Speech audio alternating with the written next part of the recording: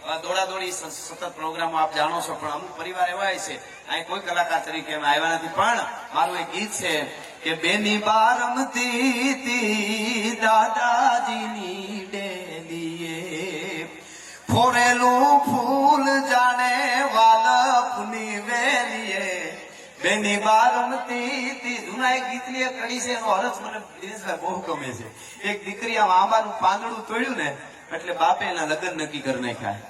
હવે દીકરી એમ કે મેં એટલો શું ગુનો કર્યો કે આંબાનું પાન તોડ્યું, લગ્ન નક્કી કરી નાખ્યા. બાપે કીધું બેટા આજથી સુધી તું આંબાની ડાળને નહોતી આંબતી, આંબી ગઈ ને એટલે મને ખબર પડ્યું કે મારી દીકરી મોટી થઈ ગઈ, હવે તારા લગ્ન કરી લેવાના છે. એ બેની વાર રમતી હતી. હવે સાંભળજો. પાંજામી ડોળું બેની ની ચંપી ગઈ જીવલડી. બાપ આમી બોલતી હોય, ફળિયામાં બોલતી હોય, કુટુંબ સામે બોલતી હોય, કૂદકા મારતી હોય, બેન રખડતી હોય અને આનંદથી રહેતી હોય, પણ મીઠોળ બધાય ને. અને ઈ એક જે પવિત્ર જે મહાપુરુષનું સંતનું જીવન જેટલું સ્થિર થઈ જાય એટલી ખાનદાન બાપની દીકરી છે એ સ્થિર થઈ જતી હોય છે.